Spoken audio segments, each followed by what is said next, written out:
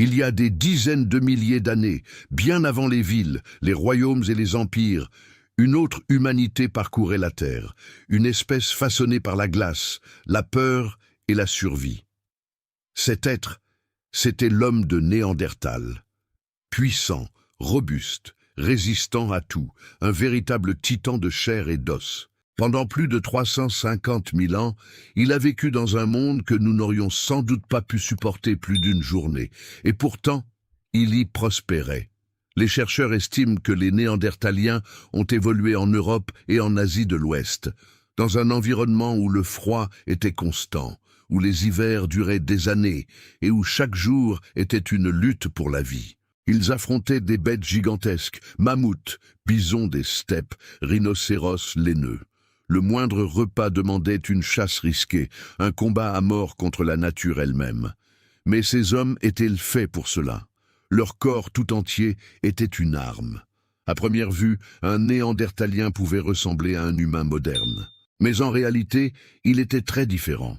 Plus petit, mais infiniment plus massif. Leur ossature était presque 2 fois plus lourde que la nôtre.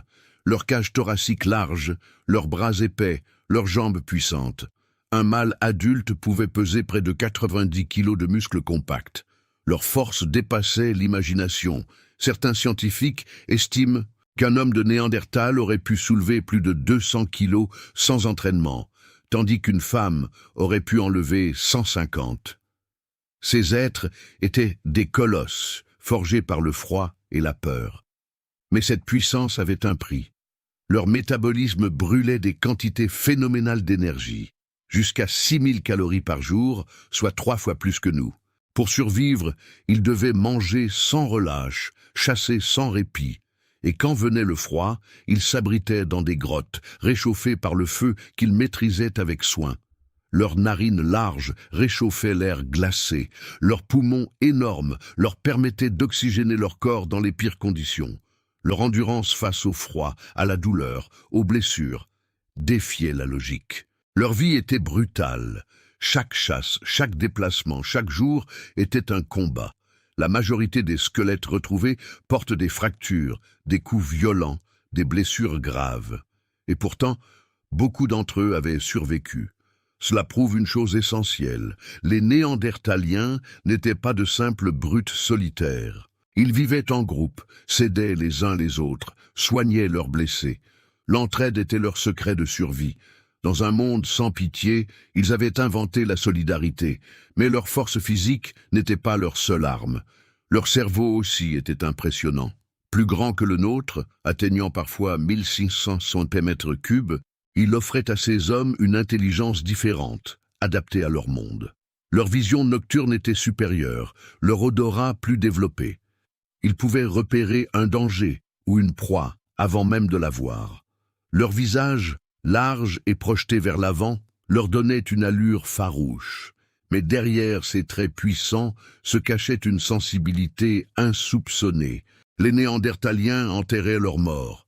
Ils utilisaient des pigments pour décorer les corps, fabriquaient des colliers, gravaient des symboles. Ils savaient tailler la pierre, manier le feu, construire des abris, transmettre le savoir. Ils n'étaient pas des bêtes sauvages, ils étaient humains, différents mais profondément humains.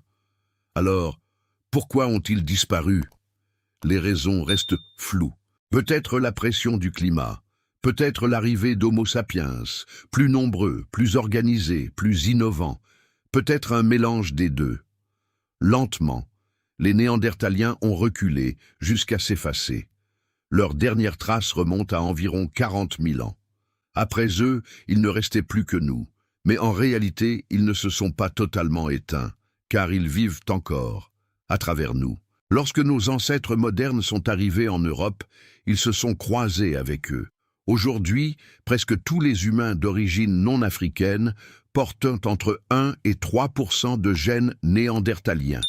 Leur héritage est toujours là, dans notre peau, nos cheveux, notre système immunitaire, notre façon de réagir à la douleur ou au froid. Une part d'eux continue de marcher à nos côtés. Alors, la prochaine fois que vous regarderez votre reflet dans un miroir, souvenez-vous, Derrière votre visage moderne se cache une part d'un autre monde, une part d'un homme qui affrontait la glace, qui chassait le mammouth, qui survivait là où personne ne le pouvait. Cet homme, c'est Néandertal, l'homme le plus fort de l'histoire. Et d'une certaine manière, il vit encore en nous.